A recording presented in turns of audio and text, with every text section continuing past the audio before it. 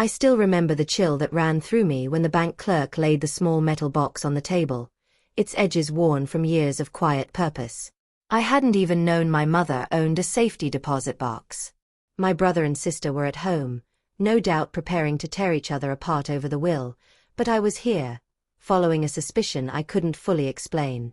Something whispered to me that my mother hadn't told us everything. Not yet. When the clerk handed me the key and stepped away, I hesitated. The room was cold, the fluorescent lights humming softly above me. My hands, usually steady, trembled as I lifted the lid. Inside was a single envelope, yellowed at the corners, sealed with the kind of determination my mother had always shown. Beneath it, a stack of documents bound with a thin red ribbon. I knew immediately these weren't ordinary papers. I opened the envelope first. A letter. My mother's handwriting. Tidy, looping, unmistakably hers. The date was recent, only a few months before her passing. If you found this, Anna, it means they're already fighting. And I'm sorry. But there are things you need to know, about the house, about your siblings, about what I truly left behind. My breath hitched. I scanned the rest, and each line tightened something deep inside me. There were instructions, names, dates, and a warning. One that made me sit back in my chair. Do not trust the version of events your brother will present. And do not let your sister bully you into silence. The truth is in the documents below. Protect what is yours. Protect what is mine. A shiver pulsed through me. My mother had been a gentle woman, but she had never wasted words. If she wrote this, she meant every syllable. I pulled the ribbon stack closer. Property records. Transfers. Old wills. Revised wills. And, most shockingly, evidence of withdrawals and signatures that did not match my mother's hand. My family had been fighting over the inheritance for days. But now, staring at the documents, I realized they didn't even know what they were fighting about. Because the real story, my mother's story, was hidden right here. And someone I now understood had tried very hard to keep it buried. I took a long breath, slid the documents back inside the box, and whispered into the empty room. All right, Mom. I'll follow the trail. But I didn't yet know where that trail led, or just how much it would cost every one of us. The clerk returned and asked, "Everything okay, ma'am?" I nodded, though my voice failed me. Because everything was far from okay. And when I stepped out of that vault, I had no idea the first person I'd confront would be the last one I ever expected. My name is Anna Whitford, and I'm 63 years old. I've always lived quietly, deliberately, the way my mother taught me. One thoughtful step at a time. I worked as a librarian for most of my life, surrounded by order and archives and the comfort of truth preserved on paper. It's funny, in a way, how those skills ended up being the only shield I had against the chaos that followed her passing. I'm not loud. I'm not confrontational. I prefer gentle conversation and warm tea, not courtrooms or shouting matches. Maybe that's why my siblings have always underestimated me. They see me as the calm one, the patient one, the one who forgives too easily. But grief does strange things. It sharpens the senses. It exposes the cracks you've pretended not to see. My brother Daniel is 58, all bluster and charm, the kind of man who speaks first and thinks later, if at all. My sister, Marlene, 61, is ice where Daniel is fire, meticulously controlling and always calculating the angles. Together, they've made an art form of talking over me. But Mother trusted me. She always had. Even when my siblings dismissed my concerns or rolled their eyes at my restraint, she would rest her hand on mine and whisper, "There's strength in stillness, Annie. Never forget that." And yet, as I drove home from the bank that day, her letter echoing in my mind, I wondered if I had been too still, too patient, too quiet. The house felt different when I walked back in. Grief tends to warp familiar spaces. The living room was filled with boxes my siblings had begun sorting through. They didn't look up as I entered, too busy arguing over a set of antique dishes. I realized then that I had a choice. I could remain the Anna they expected, the quiet middle child blending into the background, or I could honor the woman who trusted me with her final truth. My mother had left me a puzzle. My siblings had left me a battlefield. And somewhere between those two realities, I had to find my voice. I set my purse down, the weight of the safety deposit key still heavy in my pocket, and said calmly, "We need to talk." Daniel turned first, irritation ready on his tongue. But what I said next stopped both of them mid-breath. My siblings froze when I told them I had gone to the bank. I didn't reveal everything. Not yet. But even the mention of a safety deposit box made Daniel's eyes narrow and Marlene's chin lift defensively. "Our lawyer didn't mention any box," Marlene said, arms crossed. "Maybe because he doesn't know about it," I replied. The room thickened with silence. It wasn't new. Tension had always lived between us, quiet but persistent, like a draft under a door. Childhood had shaped us unevenly. Daniel, the only son, was mother's pride in his own mind, though not in hers. Marlene had always believed she deserved more, of attention, of recognition, of everything. And I was the steady middle, the one who tried to soothe every clash, the one who listened when no one else wanted to. Mother had once told me, "Your brother and sister love me in ways that exhaust them. You love me in ways that restore me." I hadn't understood the meaning until years later, long after our father passed and the family home became both a sanctuary and a battleground. Now, standing in that room without her, I felt a shift, a weight sliding into my hands that I hadn't asked for, but maybe had always been meant to carry. Daniel paced. "If there's something in that box, we all have a right to see it." "Do we?" I asked softly. "Because Mom left instructions. For me." Marlene scoffed. "Since when does Mom give you special assignments?" That sting, familiar, old, barely landed anymore. I looked at her calmly. Since she realized not everything should be handled by force. Her jaw tightened. A small victory, perhaps, but I wasn't here to win points. I was here to understand why Mother's last letter warned me about them, and why she emphasized my voice. Daniel stopped pacing. "Look," he said, forcing his tone into something diplomatic. "We're all grieving. Let's not make this harder."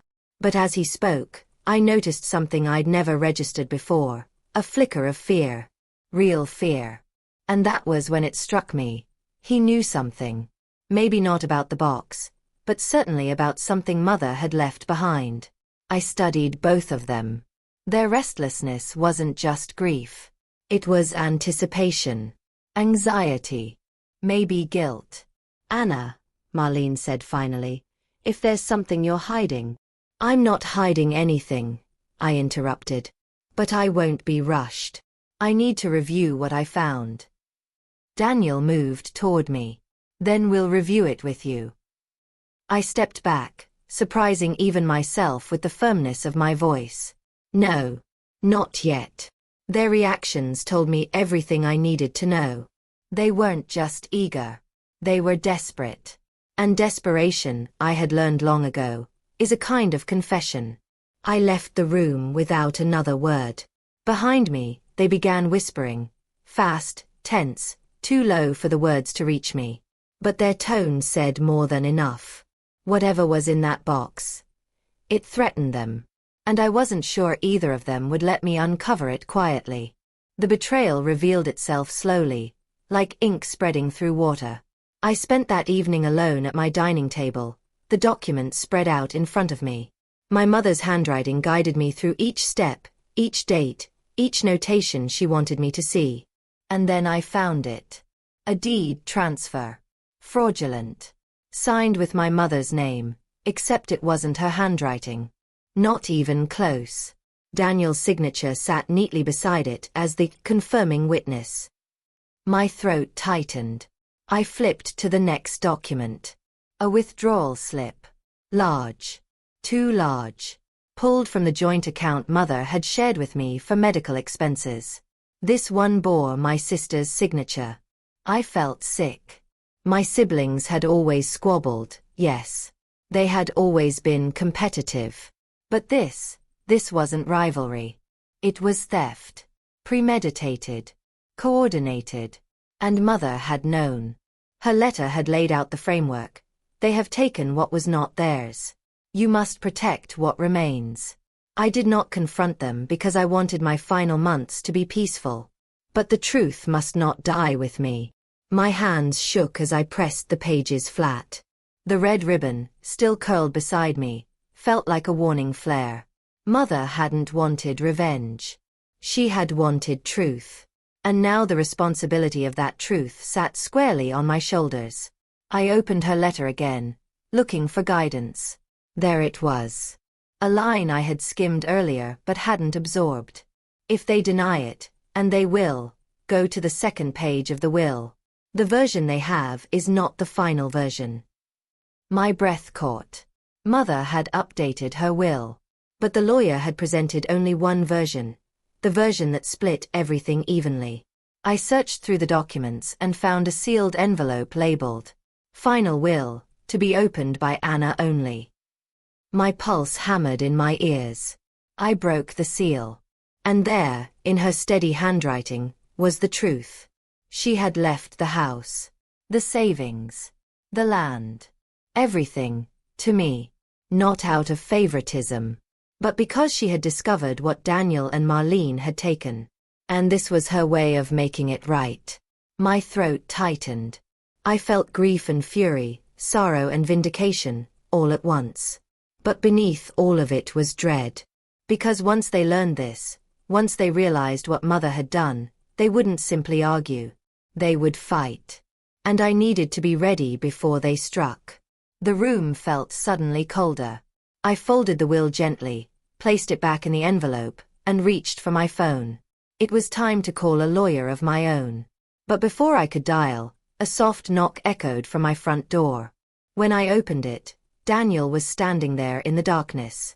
And his expression told me he knew far more than he should. I didn't invite him in. Something in his posture, rigid, alert, defensive, warned me this conversation needed a barrier, even if it was only the thin line of my doorstep. "Anna," he said, forcing a smile that didn't reach his eyes. "You seemed off earlier. Thought we should talk. Now isn't a good time." He leaned an arm on the doorframe, casual in appearance but deliberate in placement. "It's important." I watched him. The air between us felt electric, charged with unspoken knowledge. "What do you want, Daniel?" His eyes flicked past me, searching for something inside my home. "Just making sure we're all on the same page about Mom's estate." My pulse ticked steadily. Meaning, he said slowly. "We shouldn't keep secrets from each other." The irony of that statement nearly made me laugh. Instead, I raised my chin and said, "Good night, Daniel." He hesitated, jaw tightening, but eventually stepped back. "Fine. But don't make this harder than it needs to be." When he walked away, his shadow stretched long across my porch. I didn't exhale until he was gone. I locked the door and gathered the documents again, adrenaline tightening every muscle. Instinct told me that whatever my mother had feared, the time for that fear had arrived. The next morning, I met with an estate attorney. A woman named Leah Compton, meticulous and quiet, the kind of person who hears spoken words and the silence around them. I laid out everything. The fraudulent deed, the withdrawal slip, the will, the letter, the safety deposit box. She didn't interrupt. She simply studied me with thoughtful eyes before saying, "This is serious, Anna. And it's not just family conflict. There are criminal implications." My stomach dropped. "I don't want to ruin their lives." "You're not," she replied gently. "They made choices. You're just revealing them." We spent hours documenting everything. Leah made copies, secured the originals, and walked me through a strategy that felt both protective and empowering. My mother, bless her, had left a detailed account. Notes explaining when she discovered the missing funds, bank statements annotated with her suspicions, and even early drafts of her revised will. She had built a case. And now I was finishing it. But the more we uncovered, the clearer it became that this wasn't impulsive theft. It was long-term. Calculated. Sustained. As the sun set outside the lawyer's office, Leah said quietly, "Your siblings believed no one would ever look this closely. They assumed you'd stay quiet." The words stung because they were true. "But you didn't," she added. "And that changes everything."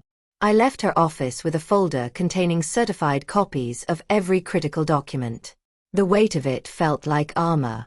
But when I got home, the atmosphere felt wrong. Still, but not empty. A drawer in my mother's old writing desk was slightly ajar. I hadn't left it that way. Someone had been inside my house. And they had been searching. Standing in the dim light of my living room, I stared at the disturbed drawer. Papers I had organized meticulously were now displaced, rifled through, someone's intentions lingering like fingerprints on the air. I wasn't frightened. I was furious.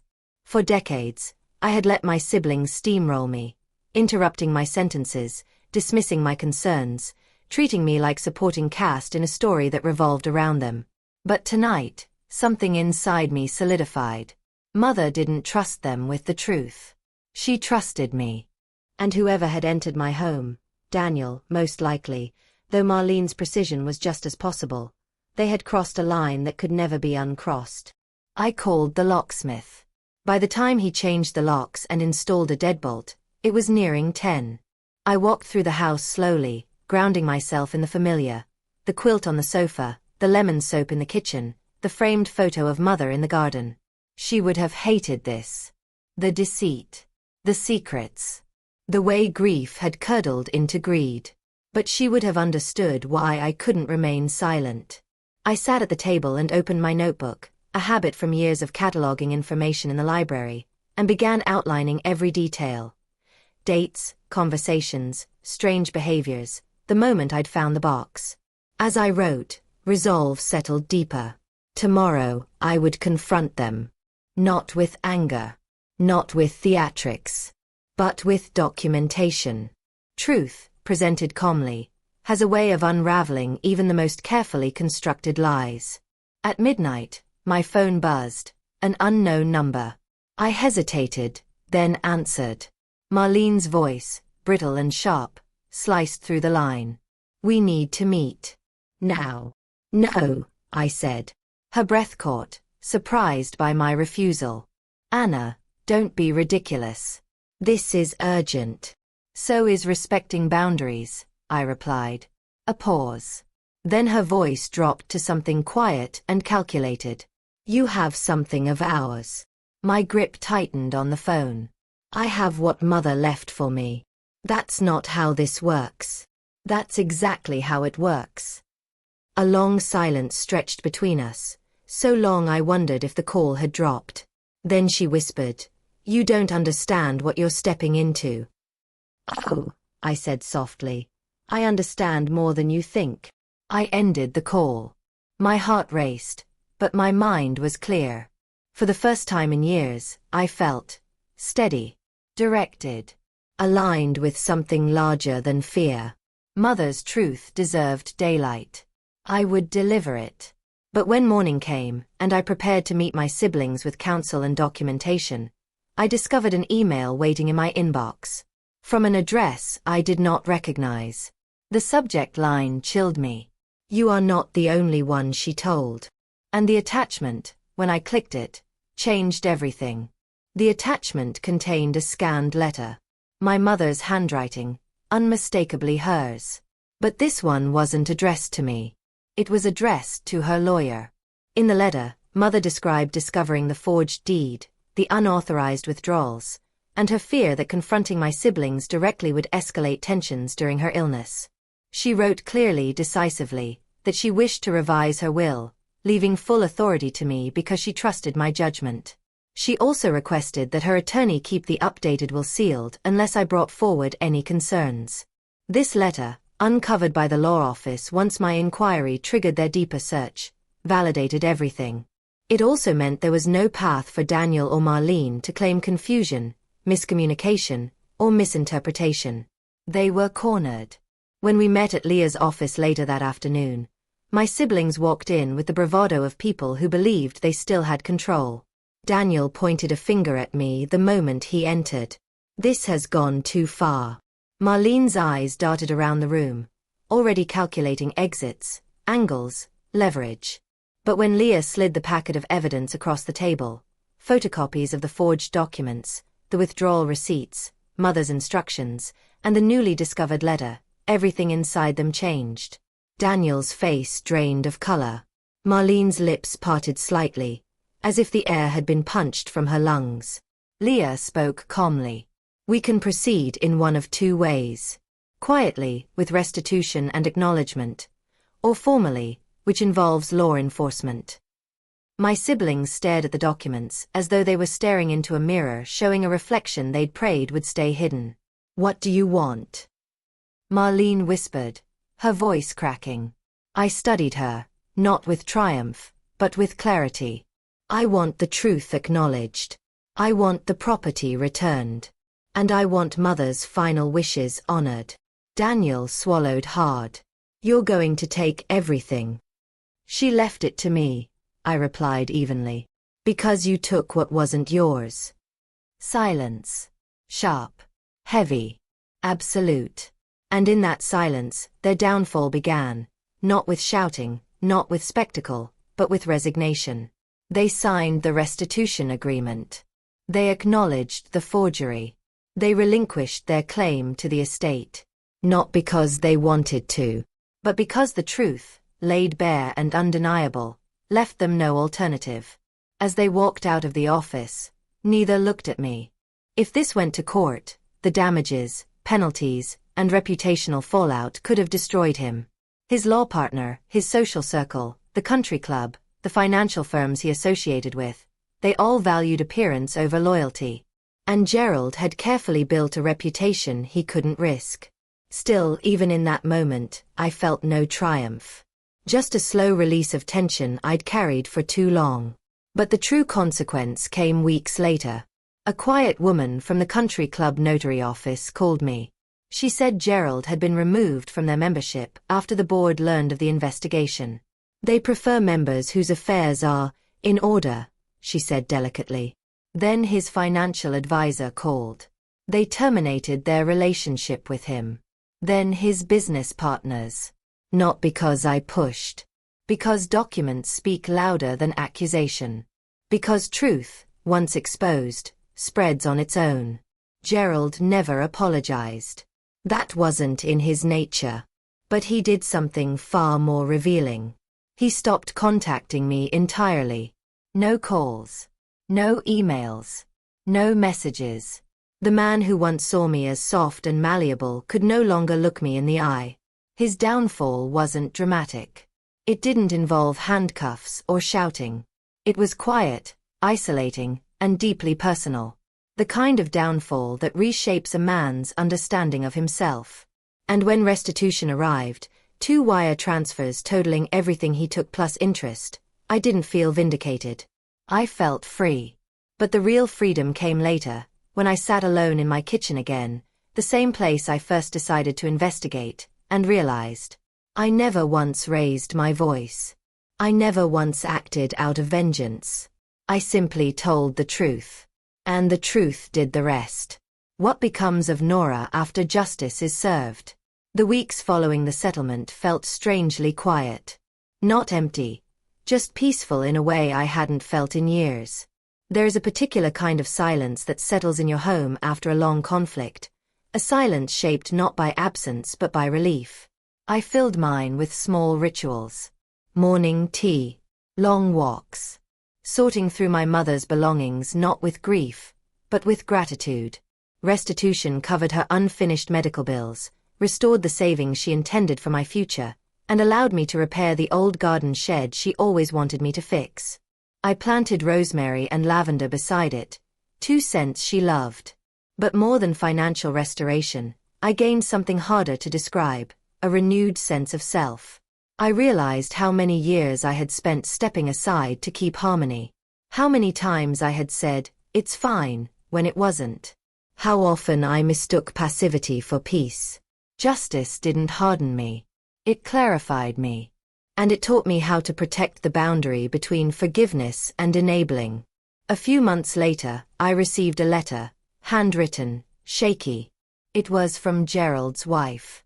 She apologized for her husband's actions, not in his place, but on behalf of the harm his choices caused the family. She wrote that the settlement had forced them to confront truths they avoided for years. At the end she wrote, "I hope one day you find peace in all of this." I smiled when I read it. Because I already had. Peace doesn't arrive when someone apologizes. It arrives when you stop needing them to. Life went on. Slowly. Gently. I began volunteering at a local legal literacy program, teaching seniors how to understand their estate documents, how to ask questions, how to advocate for themselves. It felt like honoring my mother's memory in the most practical way possible. Some evenings, I would sit on the patio with a warm cup of tea, breathing in the lavender I planted. And I would think about how everything unfolded, how I entered that conference room unsure of my strength and walked out understanding it completely. The truth didn't just set me free. It rebuilt me. What wisdom does Nora leave the audience with? If there is one thing I hope anyone takes from my story, it's this. Silence is not kindness when it protects the wrong person. My mother believed keeping peace preserved love. But sometimes, silence doesn't preserve anything. It erodes clarity. It enables harm. It gives the loudest voice to the one who least deserves it. When you speak, for yourself, for your loved ones, for the truth, you don't break peace. You build it. Justice is not vengeance. It is restoration. It is the act of placing things back into the hands they were meant for. And sometimes that requires courage you didn't know you had until the moment arrives when you need it. People often assume strength comes from confrontation. But strength also comes from preparation. From documentation. From patience. From choosing words carefully instead of wielding them recklessly. My revenge, if one insists on calling it that, was simple. I told the truth in a room where lies had grown comfortable. I presented evidence calmly to a man who never expected accountability. I defended the dignity of a woman who spent her entire life defending others. And I did it without shouting. Without threats. Without bitterness. If you ever find yourself in a similar position, facing someone who believes you are too quiet, too gentle, too inexperienced to stand your ground, remember this. Quiet people are not weak. We are deliberate. We observe. We wait. And when we finally speak, we speak with the full weight of every truth we carry. My uncle learned that the day his lawyer looked at me and realized I wasn't the supporting character in the story Gerald had scripted. I was the narrator of my own. And I still am. Thank you for listening. If my story resonates with you, I invite you to stay a while. I have learned many things over the years, but the most important is this. Your voice matters. Your truth matters. And the moment you choose to believe that is the moment everything begins to change.